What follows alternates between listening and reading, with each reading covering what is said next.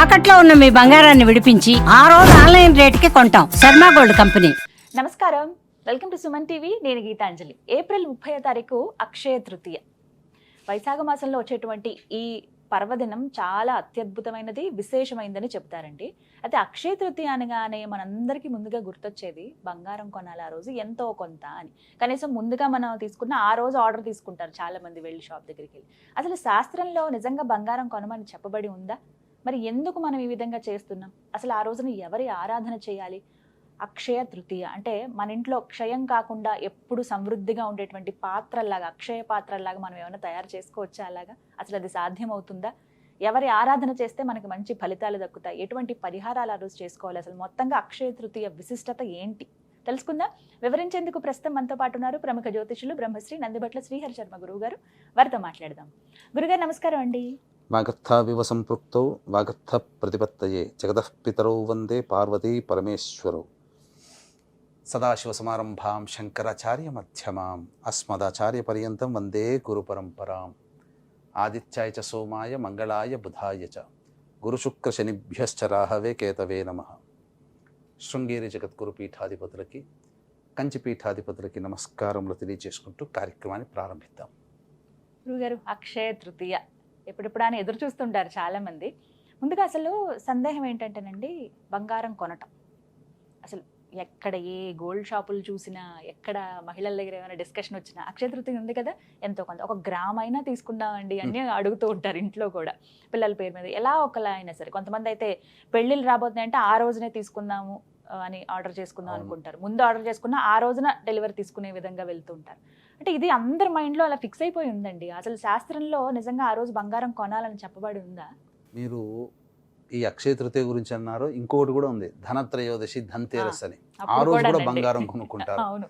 అసలు ఏంటంటే ఈ పర్వదినాల్లో దేవతా ఆరాధన చేయమని చెప్పినటువంటిది. వ్యాపారస్తులు వాళ్ళ వ్యాపారం పెంచుకోవడం కోసం బంగారం కొనుక్కోండి, మీ ఇంట్లో గ్రాము బంగారం కొంటే కిలో బంగారం మీరు వచ్చే సంవత్సరం కల్లా మీరు కళ్ళ చూస్తారు అని చెప్పి ఆశ పెట్టి, ఆశ మనిషిని అట్లా కొనుగోలు చేస్తుంది. అసలు బంగారం గురించి తెలిస్తే అసలు ఎవ్వరు కూడా బంగారం జోలికి వెళ్ళరేమో అనిపిస్తుంది. ఎందుకనంటే కొన్ని వందల టన్నుల మట్టిని శోధిస్తే తప్ప 1 గ్రాము బంగారం తయారు కాదమ్మా. కలిపురుషుడు ఎక్కడ ఉంటాడో తెలుసా? జూదమాడే చోట, అబద్ధమాడే చోట, అశుచిగా ఉన్నటువంటి గృహాలలో, మద్యపానశాలలు, ఇప్పుడు రెస్టారెంట్స్ అని అంటున్నారు కదా, బార్లు, రెస్టారెంట్లు, అటువంటి ప్రదేశాల్లో, మరియు ముఖ్యంగా వ్యభిచార గృహాల్లో, గ్యాంబ్లింగ్ జరిగేటువంటి గృహాలలో నిత్యము స్త్రీమూర్తి భర్తని, అత్తామామని దూషించే ఆ స్త్రీమూర్తి ఇంట్లో ఉన్నటువంటి ఇంట్లో అన్నిటికంటే ముఖ్యంగా బంగారంలో కలిపురుషుడు ఉంటాడు. అందుకని శాస్త్రంలో ఏం చెప్పబడిందంటే, బంగారం దొరికింది అని అంటే సంతోషపడకుండా బంగారాన్ని ఎక్కడో చోట సద్వినియోగం చేయమన్నారు. అందుకే మీకు గమనించుకుంటే వేమన సైతము, ఆదిశంకరాచార్యుల సైతము కూడా బంగారాన్ని తయారు చేసే విద్యని సంపాదించారు. కానీ ఆ విద్యని సంపాదించుకున్న వాళ్ళు లోకోపకార్థం ఉపయోగించుకోవడం తప్ప మీ స్వార్థానికి బంగారాన్ని వాడుకోకండి అని చెప్పి, బంగారం కొనడము అనంటే కలిపురుషుణ్ణి మన ఇంట్లో మనం పెట్టుకున్నట్టే లెక్క. కాబట్టి పండుగ రోజున మన అక్షయ తృతీయ అంటే ఏంటి? అక్షయం అంటే ఏంటి? క్షయము కానిదంటే నశించనిది అని అర్థం. కాబట్టి బంగారాన్ని తెచ్చుకుంటే ఒక కలిపురుషుడు అంటే 100 కలిపురుషులతో సమానంగా బంగారాన్ని పెట్టుకున్నట్టు చెప్తే భయం వేస్తుంది. కానీ అసలు ఆ రోజు ఏం చేయాలండి? అక్షయ తృతీయ రోజు, అక్షయ తృతీయ రోజున ముఖ్యంగా అక్షయ తృతీయ రోజు విశిష్టత ఏంటనంటే పరశురామ జయంతిగా చెప్పబడింది. గంగాదేవి భూమికి అవతరించిన రోజుగా చెప్పబడింది. సూర్య భగవానుడు పాండవుల యొక్క ఆరాధనకి మెచ్చి అక్షయ పాత్రను ప్రసాదించినటువంటి రోజు. వ్యాస భగవానుల వారు భారతాన్ని రచించేటప్పుడు ఈ అక్షయ తృతీయ రోజునే ప్రారంభించాడు. అన్నిటికంటే ముఖ్యంగా కుచేలుని కలుసుకున్నటువంటి రోజు అక్షయ తృతీయ. అలాగే ఈ అక్షయ తృతీయ రోజున ఈశ్వరుణ్ణి ప్రార్థించి, ఈశ్వరుని మెప్పించి, లక్ష్మితో సమానముగా అధిపతిగా, ధనాధిపతిగా కుబేరుడు అయినటువంటి రోజున. కాబట్టి ఇటువంటి మహత్తరమైనటువంటి రోజున దేవతానుగ్రహాన్ని పొందేటువంటి పూజాది కార్యక్రమాలు, కొన్ని వస్తువులు ఇంటికి కొని తెచ్చుకోవడం, కొన్ని వస్తువులు తీసుకురాకుండా ఉండడం లాంటివి చేసుకున్నట్లయితే ఖచ్చితముగా వాళ్ళ కుటుంబంలో సిరి సంపదలు అక్షయమవుతాయి అని చెప్పబడి ఉంది. కాబట్టి ఇవి చెయ్యాలి, దేవతా పూజలు చేయాలి. ఈసారి పూజలు మనకు చేయాలి. అద్భుతంగా అంటే ఈ అక్షయ తృతీయ సాధారణంగా కృత్తిక రోహిణి నక్షత్రంలో ఉన్నప్పుడు కలిసి వస్తే అద్భుతమైన రోజు. కొన్ని గ్రహగతుల ప్రభావం వల్ల మృగశిర నక్షత్రం, ఆరుద్ర నక్షత్రం ఉన్నప్పుడు కూడా వస్తూ ఉంటుంటాయి ఈ అక్షయ తృతీయ. కానీ ఈసారి మనకు రోహిణి నక్షత్రంతో కలిసి వచ్చింది, అద్భుతమైనటువంటి రోజు. తృతీయ, అక్షయ తృతీయ, రోహిణి నక్షత్రము. ఈ రోజున దేవతారాధన చెయ్యాలమ్మా. ముఖ్యంగా ప్రత్యేకించి సమయం ఏమైనా ఉందా అండి వీటికి? ఈ సమయంలో సమయం చాలా మందికి ఎదురు చూసేటువంటిదేనమ్మా. ఎందుకనంటే అద్భుతమైనటువంటి సమయం ఏంటనంటే రోహిణి నక్షత్రము మరియు వృషభ రాశి, వృషభ లగ్నము, స్థిర లగ్నము. అటువంటిది సమయం 6:46 నుంచి 8:46 మధ్య కాలం ఏదైతే ఉందో అది వృషభ లగ్నం. ఆ వృషభ లగ్నంలోనే చంద్రుడు గురువు ఉన్నాడు. ధనకారకుడు గురువు, చంద్రుడు మనఃకారకుడు. గురుచంద్రులు కలిసి వస్తుంటే గజకేసరి యోగం అంటారు. ఆ చంద్రుడు ఉచ్చస్థితి, పైగా చంద్రుడి నక్షత్రమైనటువంటి రోహిణి నక్షత్రంలో ఉన్నాడు. కాబట్టి అద్భుతమైనటువంటి రోజు. ఇటువంటి అద్భుతమైనటువంటి రోజు 6:46 నుంచి 8:46 మధ్య కాలంలో ఇష్టదేవత ఆరాధన, ముఖ్యంగా లక్ష్మీదేవత ఆరాధన చేసుకోవాలి. అయితే ఈ మధ్య సమయంలో 6:46 నుంచి 8:46 మధ్య కాలంలో చూసుకుంటే 6:54 నుంచి 7:54 మధ్య కాలం చంద్రహోరం ఉంటుంది. ఇది చాలా కీ పాయింట్. వీక్షించేటువంటి ప్రేక్షకులు కూడా గుర్తుపెట్టుకోవాలి. అక్షయ తృతీయ ఏప్రిల్ 30వ తారీఖు రోజున 6:54 నుంచి 7:54 మధ్య కాలము చంద్రహోర ఉంటుంది. వృషభ లగ్నము, చంద్రుడు కూడా అక్కడే ఉన్నాడు, గురువు కూడా అక్కడే ఉన్నాడు. తరువాత 7:54 తర్వాత శనిహోర వస్తుంది.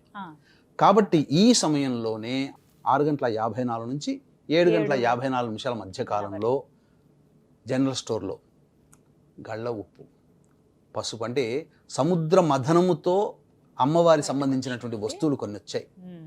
కాబట్టి గళ్ళ ఉప్పు, పసుపు, బెల్లము ఇవన్నీ కొనుగోలు తెచ్చి ఇంట్లో పెట్టుకోవాలి.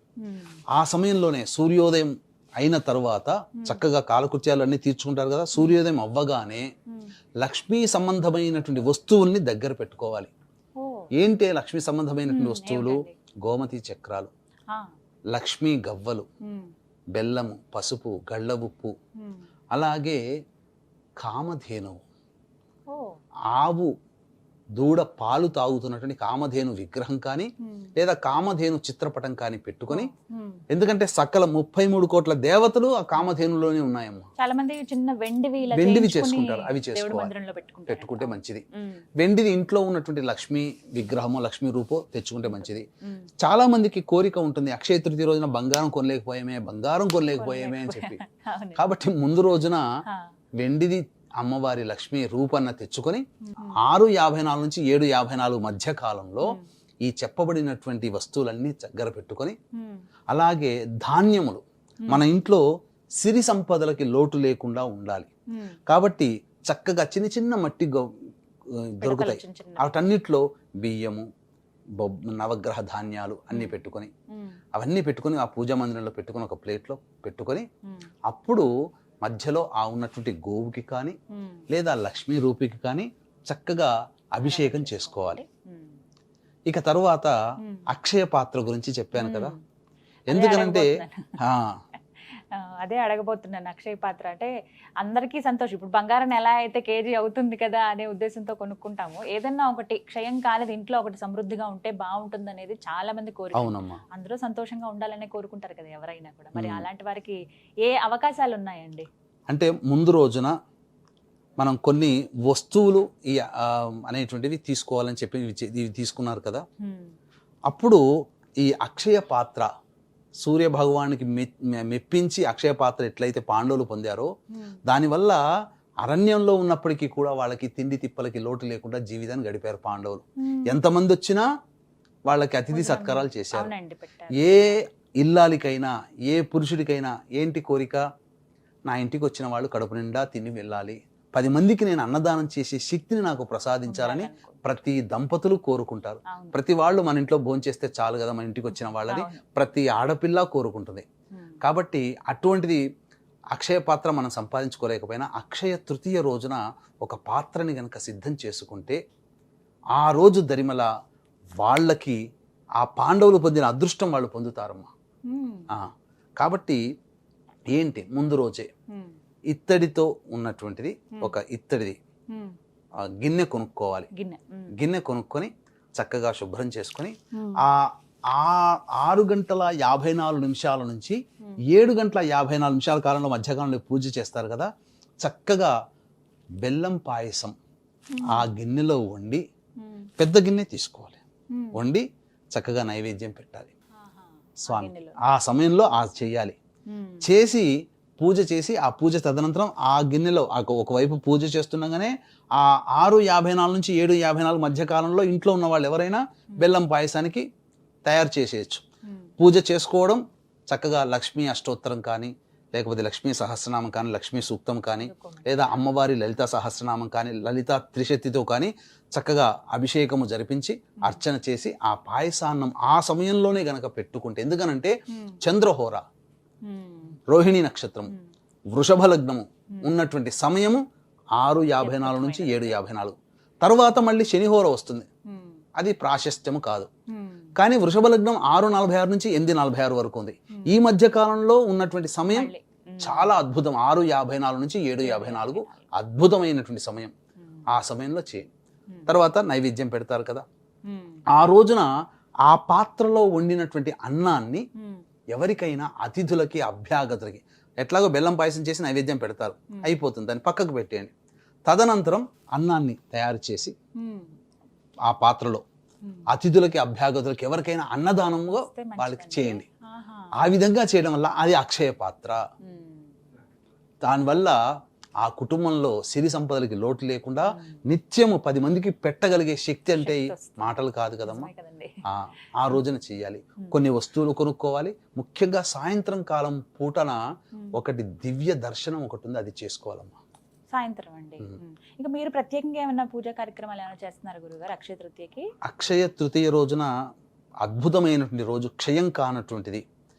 అంటే శక్తిపాతము చేసినటువంటి పూజ చేసి, అంటే ఆ రోజున ముఖ్యంగా లక్ష్మీ మూలమంత్ర సంపుటిత లక్ష్మీ సూక్త హోమము, అలాగే శని దోషముతో శని బాధలు పడుతున్నటువంటి వాళ్ళు మీనం, మేషం, మిథునం, కర్కాటకం, సింహం, కన్య, వృశ్చికం, ధనుస్సు, కుంభరాశులలో జన్మించినటువంటి వారు శనిదోష పరిహారార్థమై శనీశ్వర హోమం, మన్యుపాశుపత మూలమంత్ర హోమముతో, లక్ష్మీ మూలమంత్ర సంపుటిత లక్ష్మీ సూక్త హోమముతో చేయబడినటువంటి శక్తిపాతం చేయబడినటువంటి శంకరుంగలి మాలని ఆ పూజలు హోమాలన్నీ జరిపించి వాళ్ళ గోతనామాదులతో ఆ శంకరుంగలి మాలని శక్తిపాతం చేసి ఇవ్వడం జరుగుతుంది. దాన్ని ధరించడం ద్వారా వివాహం కావలసిన వాళ్ళకి వివాహాలు, నరదృష్టి, నరఘోష, అలాగే కుజదోషము, కాలసర్పదోష నివారణాలు, అలాగే ముఖ్యంగా ధనపరమైనటువంటి సమస్యలు, ముఖ్యంగా ఈ యొక్క రాశులలో జన్మించినటువంటి వాళ్ళు ఉన్నారు కదా, శని దోషం, ఇప్పుడు శని మీన రాశిలోకి మారాడు కాబట్టి మీనం, మేషం, మిథునం, కర్కాటకం, సింహం, కన్య, వృశ్చికం, ధనుస్సు, కుంభరాశుల్లో జన్మించిన వారికి ఇది ధరించడం ద్వారా చాలా మటుకు శని దోషాలు తిరిగిపోతాయి. చాలా మంది కరుంగలి అనుకుంటున్నారు, శంగాలి కరుంగలి కలిపినటువంటిది శంకరుంగలి మాల అనేటువంటిది శక్తిపాతం చేసి ఇవ్వడం జరుగుతుంది. అవకాశం ఉన్న వాళ్ళు ఈ 29వ తారీఖు రాత్రి 9 గంటల లోపల మీ గోతనామాలు నమోదు చేసుకోవచ్చు. గురుగారు సాయంకాలం పూట దివ్య దర్శనం చేసుకోవాలని అంటున్నారు, అవి ఏంటండి, వాటి వివరాలు తెలియచేయండి. ఆ రోజున ఒక అదృష్టం ప్రతి వాళ్ళకి కలుగుతుందమ్మా. ఏంటనంటే అపిత కుచాంబా సమేత అరుణాచలేశ్వరుని యొక్క కళ్యాణము అక్కడ జరపబడుతుంది, అరుణాచలంలో జరుగుతుంది. అది దర్శించడం ద్వారా మనం ఇక్కడ ఉండి కూడా ఆ కళ్యాణం జరుగుతున్న క్షేత్రం సమయంలో మన దేహంలో ఉన్నటువంటి సూక్ష్మ శరీరం అక్కడికి వెళ్ళి ఆ కళ్యాణాన్ని తరించి ఆ పుణ్య ఫలితాన్ని మళ్ళీ మన దేహానికి ఇస్తుంది. ఏం చేయాలంటే ఆ రోజున చంద్రుడిని దర్శనం చేసుకోవాలి. చంద్రుడు ఈశ్వరుడి సిగలో, అమ్మవారి కిరీటంలో, అమ్మవారి సిగలో ఏ విధమైనటువంటి రూపం ఉంటుందో చాంద్ అని అంటారు కదా, అటువంటి రూపం తృతీయ రోజు అలాగే నెలవంక వస్తుంది కదండి. ఆ రూపం అప్పుడు కనబడుతుంది. ఒక్కసారి ఆ చంద్రుని చూస్తే ఎంత ఆనందం కలుగుతుందంటే నిజంగా చాలా ఆ బాగుంటుంది. ఆనందం చాలా బాగుంటుంది. అవునండి, అవును. ఆ చంద్రుని నమస్కారం చేసుకొని అరుణాచలేశ్వరాయ నమః, అరుణాచలేశ్వరాయ నమః, అరుణాచలేశ్వరాయ నమః 3 సార్లు అనుకుంటే చాలు మన సూక్ష్మ శరీరం అక్కడికి వెళ్ళిపోతుంది. ఆత్మ ప్రయాణం చేసి ఆ స్వామి కళ్యాణాన్ని తనివి తీరా దర్శించుకొని మళ్ళీ మన శరీరంలో ప్రవేశిస్తుంది.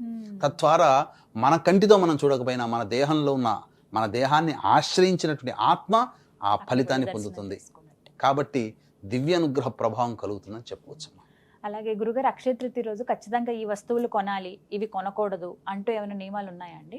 ముఖ్యంగా ఇనుప వస్తువులు కొనకూడదు. ఆ రోజు చాలా మంది బ్లేడ్లు, కత్తెరలు, గుండు సూదిలు, గుండు పిన్నులు ఇట్లాంటివి పర్చేస్ చేస్తుంటారు. స్టీల్ సామాన్లు, అల్యూమినియం సామాన్లు అస్సలు కొనకూడదు. వస్త్రాలలో నలుపు వస్త్రములు అస్సలు తీసుకోకూడదు. ఇది గమనించాల్సినటువంటిది. ఇక ఖచ్చితంగా తీసుకోవాల్సినవి తీసుకోవలసినటువంటి వస్తువుల్లో లక్ష్మీ గవ్వలు, బెల్లము, గళ్ళ ఉప్పు, పసుపు, అలాగే ఈ సంబంధించిన గోమతి చక్రాలు, నక్షత్ర గవ్వలు, ఇలాంటివి అన్నీ కూడా శుభప్రదమైనటువంటివి, మంగళప్రదమైనటువంటివి వస్తువులని మనం తీసుకోవాలి. ఇక అన్నిటికంటే ముఖ్యంగా ఆ రోజున తెలిసి తెలియక చాలామంది ధూమపానము, మద్యపానము, దాంపత్యము చేస్తారు. అవి చేయకూడదు. ముఖ్యంగా కటింగ్, షేవింగ్ అస్సలు చేయకూడదు. ఇది ఈ నియమాలు కనుక పాటిస్తే తప్పకుండా ఇంట్లో ఆ చేసినటువంటి పుణ్య ఫలితం ఖచ్చితంగా దక్కుతుంది. ఇంకా మీ వంతుగా వీక్షించేటువంటి ప్రేక్షకులుగా ఆ రోజున చేసుకోగలిగేటువంటి పూజాది కార్యక్రమాలు ఏ సమయంలో చేయమని చెప్పారో మళ్ళీ చెప్తున్నాను. సమయం 6:46 నుంచి 8:46 వరకు వృషభ లగ్నం ఉంటుంది. లగ్నంలోనే చంద్రుడు, గురువు ఉన్నాడు, స్థిర లగ్నము, పైగా ఆ రోజు రోహిణి నక్షత్రము మరియు చంద్రహోడ కూడా, ఇవి కూడా కలిసి ఉండాలంటే 6:54 నుంచి 7:54 మధ్య సమయం చాలా ప్రత్యేకం, చాలా ప్రాశస్త్యమైనటువంటిది, మహత్తరమైనది, బలవంతమైనటువంటి ముహూర్తం. ఆ సమయంలో పూజ చెప్పిన విధంగా మన మొదట్లో చెప్పాం ఆ విధంగా చేసుకోవడం. ఇంకా అవకాశం ఉంటే ఆ రోజున ఇంకా మంత్రయుక్తంగా కావాలి అంటే ఈ మీన, మేష, మిథున, కర్కాటక, సింహ, కన్య, వృశ్చిక, ధనస్సు, కుంభరాశిలో జన్మించిన వారికి శనిదోష పరిహారార్థమై మరియు వ్యాపారాభివృద్ధి, వివాహము, దాంపత్యము, అనారోగ్య సమస్యల నివారణార్థమై ఈ శక్తిపాతము చేయబడినటువంటి శంకరుంగలీమాల అనేటువంటిది మీకు అందివ్వడం జరుగుతుంది. అవకాశం ఉన్న వాళ్ళు 29వ తారీఖు రాత్రి 9 గంటల లోపల మీ గోత్రనామాదులు నమోదు చేసుకోవచ్చు.